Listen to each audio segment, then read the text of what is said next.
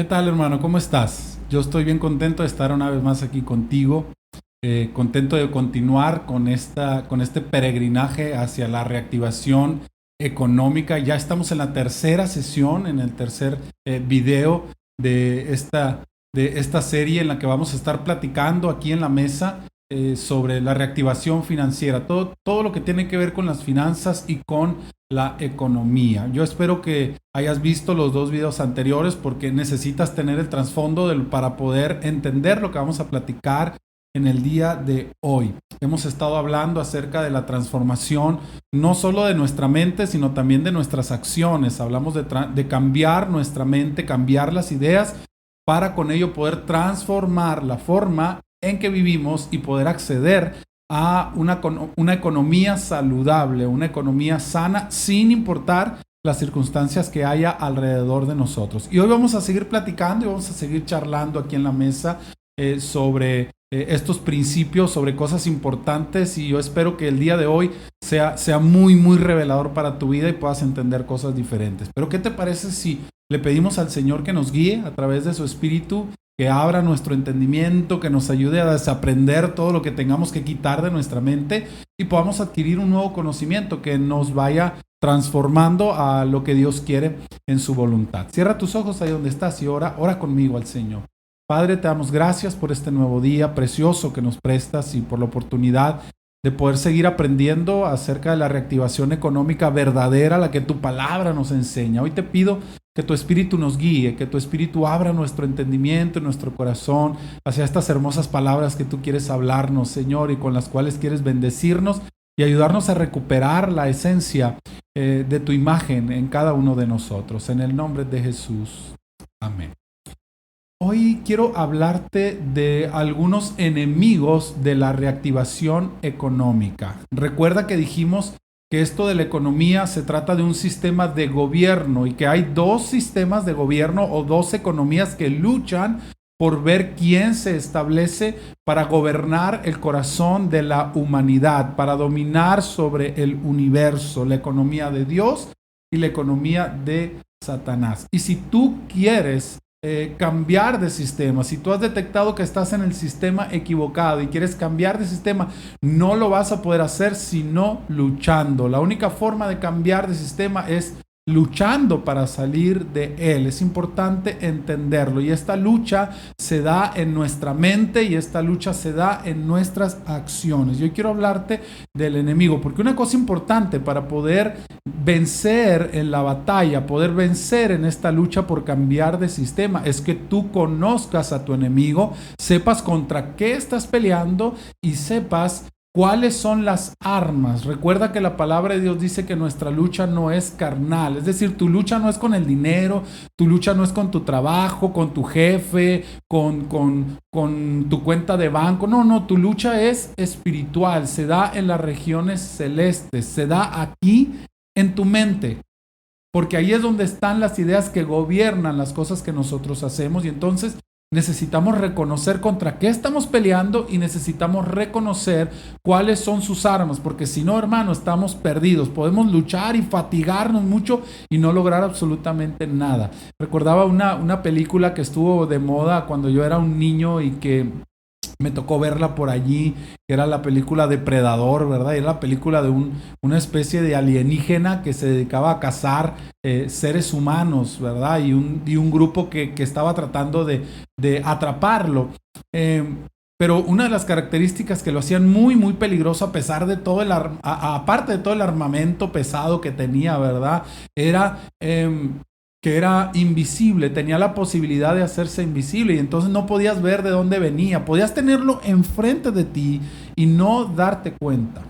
Bueno, estamos ante algo muy, muy parecido. El enemigo que nosotros estamos enfrentando en nuestra vida es un enemigo invisible que puede estar frente a nosotros y puede estar teniendo efectos sobre tu vida sin que tú te des cuenta. Son ideas, son costumbres, es cultura alrededor de ti que ya no la notas porque te has acostumbrado a ella. Es decir, que ya ha ido esclavizándote. Recuerda que la finalidad de la economía de Satanás es darte riqueza, pero esclavizarte con ella. Puedes hacer riqueza con el sistema de Satanás, pero su finalidad siempre es esclavizarte. Y entonces nos va haciendo esclavos poco a poco, sin que nos demos cuenta, con ideas de manera sistémica, de manera cultural, va convirtiendo al ser humano en un esclavo sin que se dé cuenta, invisible como el depredador. Fíjate lo que dice la palabra aquí en el libro de Éxodo capítulo 1 versículo 8. Dice: entre tanto se levantó sobre Egipto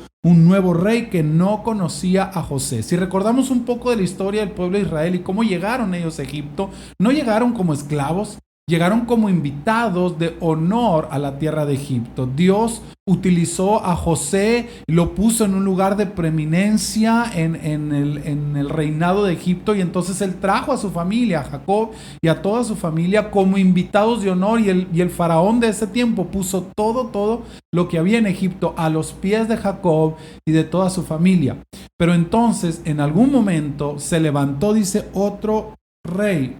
Se levantó otro faraón, te fijas, otro gobierno, otro sistema de gobierno que desconoció a José y que desconoció el pacto que había con Israel. Y entonces, de ser invitados de honor, poco a poco se fueron convirtiendo en esclavos. Las cosas cambiaron con el tiempo y ellos no se dieron cuenta en qué momento pasaron de ser invitados de honor en Egipto a convertirse en esclavos de aquella nación. Nuestro enemigo nos va esclavizando poco a poco sin que nos demos cuenta. Es importante reconocer esto. La palabra del Señor dice que podemos tener ventaja en esta lucha si sabemos contra quién y cómo pelea nuestro enemigo. Dice: para que Satanás no gane ventaja sobre ustedes, porque no ignoramos sus maquinaciones. Es importante no ignorar las estrategias de Satanás para esclavizarnos, porque si no, yo puedo ser un esclavo de su sistema económico sin darme cuenta, y va a ser muy difícil, casi imposible, poder salir de él si estoy en esa ignorancia de mi enemigo y de las maquinaciones que él utiliza para esclavizarnos. Así es que hoy yo espero que el Espíritu Santo revele a tu corazón esas armas que el enemigo ha estado utilizando en tu contra para esclavizarte, y que puedas salir triunfante de cada una de ellas. Y una de las armas más poderosas de Satanás tiene que ver con la mente, y es la mentalidad de pobreza. Y tú puedes decir: bueno, mentalidad de pobreza, pues yo no pienso en ser pobre. No, el problema con la mentalidad de pobreza no es que pensemos en ser pobres, sino que pensamos en no serlo. Ese es el problema, que la mentalidad de pobreza aparentemente va destinada a que no seamos pobres, pero logra todo lo contrario, es decir, nos sume a nosotros en la pobreza. Ahora hay que recordar que el hablar de economía no es hablar de dinero. Tenemos que descentralizar el dinero de nuestro pensamiento y pensar en un sistema de gobierno, ¿ok? La pobreza es parte de la economía, es el fruto de la economía de Satanás en nosotros. La pobreza y la miseria de adentro hacia afuera. ¿Qué herramientas tiene la mentalidad de pobreza? ¿Qué hace? ¿Cómo funciona la mentalidad de pobreza? Bueno, tiene algunas formas y algunas características que vale la pena que nosotros veamos. Uno de los enemigos muy fuertes de la reactivación económica es el temor y la ignorancia. Cuando nosotros tenemos temor e ignorancia, es muy difícil salir de la pobreza. Y como te decía ahorita, pareciera que es todo lo contrario, que a veces para no ser pobres, entonces vivimos con temor, estamos siempre precavidos, no queremos soltar nada, acaparamos todo lo que podemos, ¿verdad? Y ese comportamiento lo hemos visto últimamente con toda esta situación de la pandemia que estamos pasando, ¿verdad? La gente empezó a reaccionar por temor y salieron las compras de pánico, comenzamos a acaparar el papel higiénico, ¿verdad? Como si nunca se fuera a producir más, como si no fuera a haber más papel higiénico en las tiendas, o no hubiera más comida, se fuera a acabar todo, y entonces nos llenamos de temor. Eso es mentalidad de pobreza, tener temor, acaparamos, no damos, no movemos, y eso es lo que produce la crisis financiera. Cuando hay temor, cuando hay miedo en las personas, no se invierte, no se mueven las finanzas, y eso produce la crisis. Esa esclavitud está fundamentada en el temor y en la ignorancia. Toda persona que es ignorante y es temerosa no puede salir adelante. ¿Ignorante de qué? Pues ignorante de lo que significan realmente las cosas, ignorantes de cómo funciona realmente la economía. Recuerde que la economía realmente se basa en naturaleza, y cuando yo desconozco la naturaleza de Dios como creador y sustentador, cuando yo desconozco mi naturaleza como co-creador y administrador, y cuando yo desconozco la naturaleza de la creación como un sistema abierto donde la riqueza profunda no es el dinero, sino lo que hay en la tierra, y donde desconozco que Dios le dio a la naturaleza la capacidad para sustentarnos. ¿Te acuerdas? La suma positiva. Cuando yo desconozco esas cosas, entonces vivo temeroso e ignorante de cómo funcionan las cosas. Fíjate lo que dice la palabra de Dios ahí en Proverbios 21:5. Dice: los pensamientos del diligente ciertamente tienden a la abundancia, mas todo el que se apresura alocadamente de cierto va a la pobreza. El ser ignorantes de cómo funcionan las cosas nos empobrece. Por eso Satanás nos trata de mantenernos en la ignorancia. Los sistemas, los medios de comunicación tratan de meter temor. ¿Te has dado cuenta cómo eso va en aumento? Las redes sociales, los medios de comunicación continuamente están sacando noticias que mantienen a la gente temerosa. Porque alguien temeroso y que desconoce la verdad es incapaz de producir.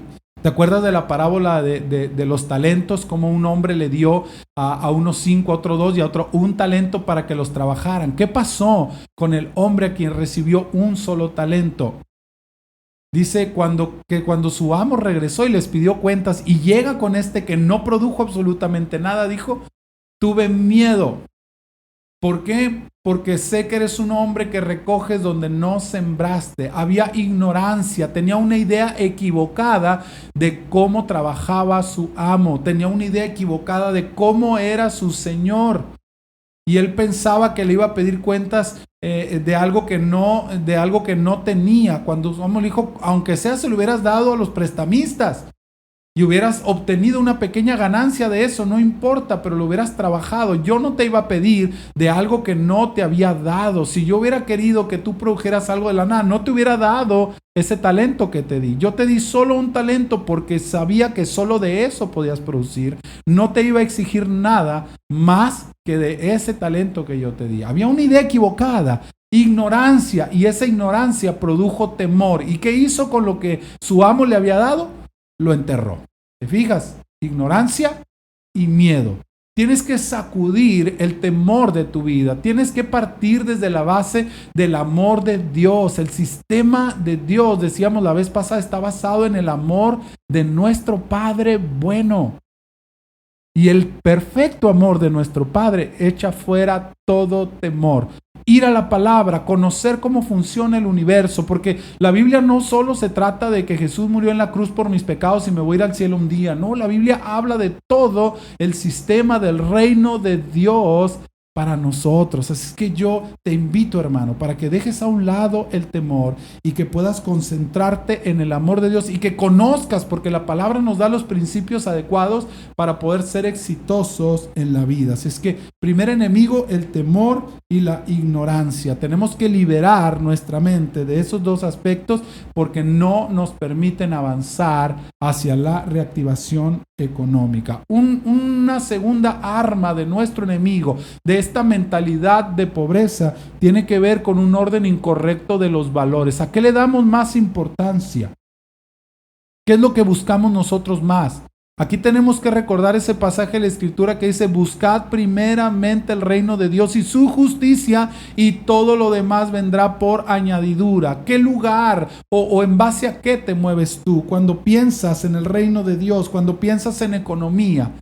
No piensas en gobierno, piensas en dinero, entonces tus valores están invertidos y todo gira alrededor del dinero. Esa es una herramienta de Satanás para mantenernos en la pobreza, porque para mí todo significa dinero, no significa gobierno.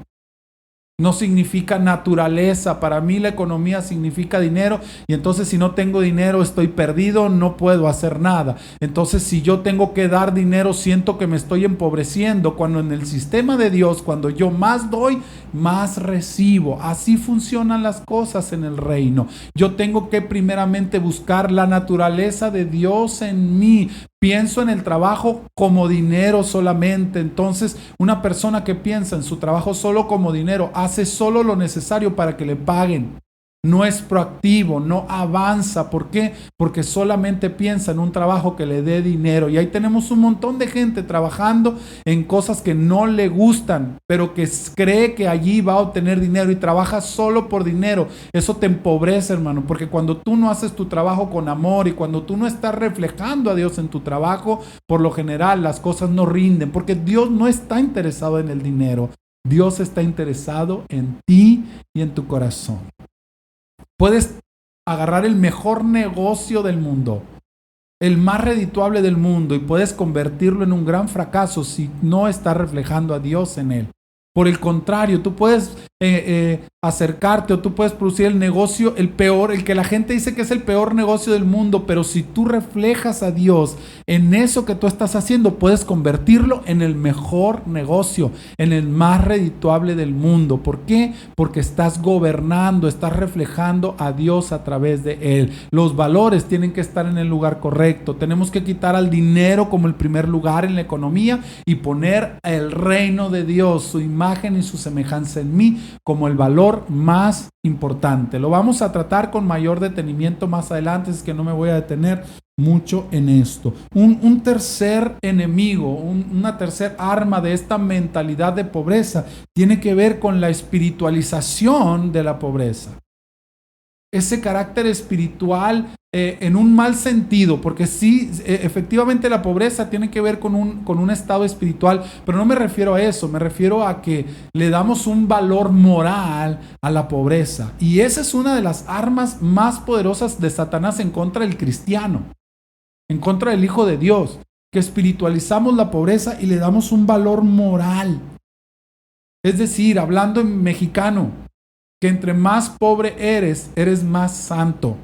No hay cosa más alejada de la verdad que eso. La pobreza no es sinónimo de espiritualidad, ni tampoco de humildad. Malamente hemos utilizado esa palabra de mira qué humilde. Sí, una casita muy humilde, cuando vemos una casa pobre, cuando vemos una casa con miseria, decimos una casa muy humilde o una persona muy humilde porque no tiene.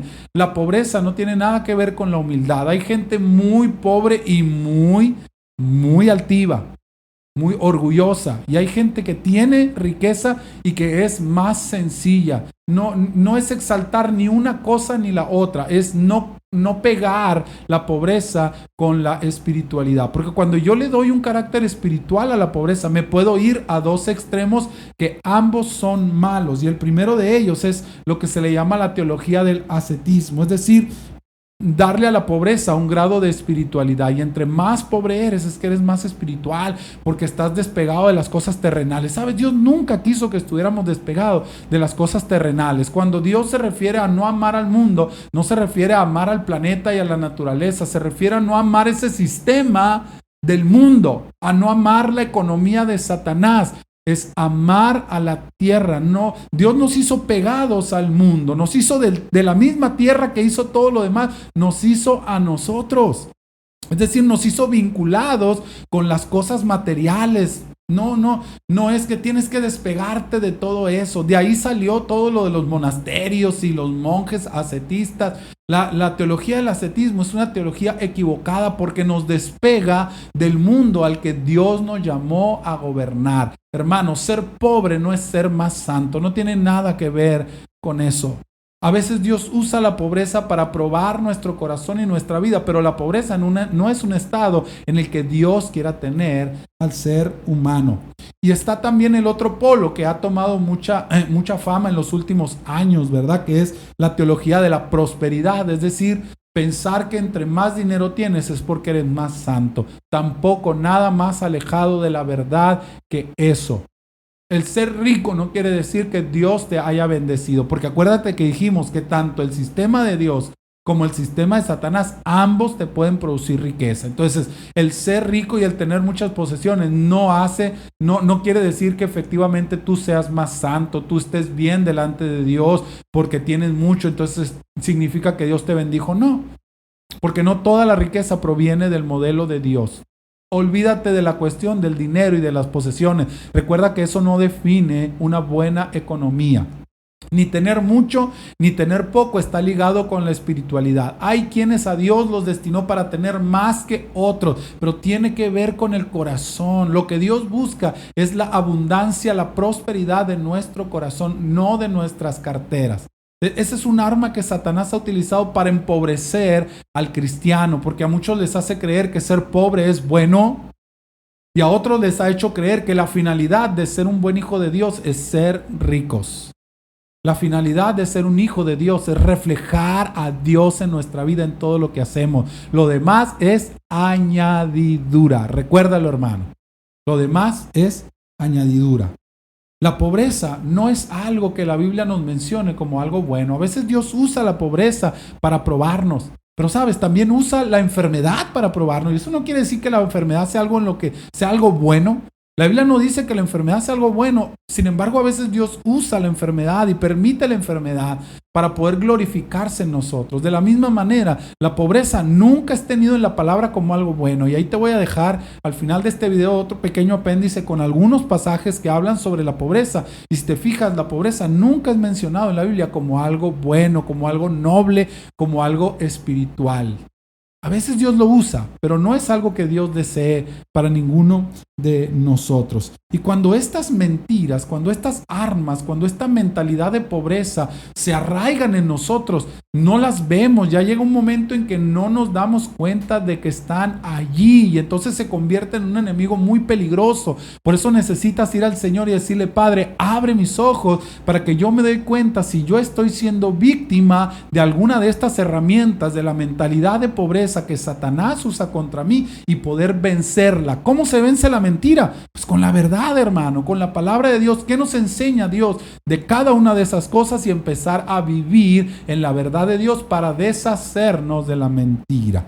Porque cuando estas mentiras se arraigan en nosotros, se vuelven sistémicas, y la pobreza la heredamos a las personas que vienen después de nosotros. Y así fue como se formó el gobierno de Satanás sin darnos cuenta. Una mentira y luego otra, que se volvieron invisibles porque pareciera que la mentira, cuando más la dices, pareciera que se convierte en una verdad, pero no deja de ser mentira y no deja de hacer daño. Así fue como Satanás estableció su sistema de gobierno, una mentira tras otra que fueron convirtiéndose en verdad para muchas personas, inclusive para nosotros los hijos de Dios. Pero para esas mentiras está la verdad de la palabra del Señor. Ahora, quiero mencionar un arma más. Esta es un poco más práctica, pero quiero mencionarla porque es un arma que ha sido muy efectiva sobre todos nosotros en algún momento, y que Satanás ha utilizado para mantenernos ligados a su gobierno de muerte, a su sistema de espinos, y no es otra cosa más que las deudas. Ay, nanita, la deuda no fue algo que Dios creó como sistema económico. Un crédito no es pecado, tener un crédito. El problema es cuando la deuda se vuelve nuestro sistema de vida, se vuelve nuestra economía. Las deudas gobiernan nuestra vida. ¿No te ha pasado que trabajas solo para pagar deudas? ¿Conoces a alguien que solo trabaja para pagar deudas, que siempre está gastando lo que no se ha ganado y vive pidiendo prestado? Ese es un sistema de espinos, te ahoga, no te permite disfrutar de los bienes. Porque aunque tú digas: no, pues si yo tengo cosas muy buenas, pero si tú las sacaste a crédito, hermano, no las disfrutas completamente porque no son tuyas. No te bendicen porque no son tuyas. Puedes tener muchas cosas, pero si no son el fruto de tu trabajo, hermano, no son tuyas. Te gastaste lo que no te has ganado, y en el modelo de Dios, el hombre, para poder disfrutar de algo, debe trabajarlo primero. Así funciona la economía de Dios. No es pide prestado y luego ve cómo lo pagas, porque hay gente que se dedica ya, pide prestado por deporte, y encima son malos para pagar, y encima se enojan cuando les cobras una deuda. No hay peor esclavitud que esa, que las deudas. Es un sistema que nos esclaviza y nos roba lo más importante que tenemos, hermano. Nuestra imagen y nuestra semejanza, la imagen y la semejanza de Dios en nosotros. La deuda nos desactiva. La deuda es un arma muy poderosa que no nos permite cambiar de sistema. Porque ¿sabes cómo se empieza a cambiar de sistema? Del sistema de Satanás al sistema de Dios. Dando. Esa es la llave para cambiar de sistema. Dar. En el sistema de Satanás es compra-venta. En el sistema de Dios es dar y recibir. Tú quieres cambiar de sistema, tienes que empezar por dar. Pero la deuda te inhabilita para dar. Te inhabilita para bendecir. Porque nada de lo que tienes es tuyo y porque lo que obtienes solo lo obtienes para pagar a tus acreedores. Hay que deshacerse de las deudas, y en alguna de las sesiones de esta serie vamos a hablar de cómo se deshace uno de las deudas, cómo reducir nuestras deudas y no permitir que gobiernen nuestra vida. ¿Sabías tú que la palabra del Señor dice que aquel que debe se vuelve esclavo de aquel que le presta? Así dice la palabra, lo puedes ver. Aquel que debe se vuelve, o aquel que pide prestado se vuelve esclavo. Y Dios no nos hizo para ser esclavos absolutamente de nadie.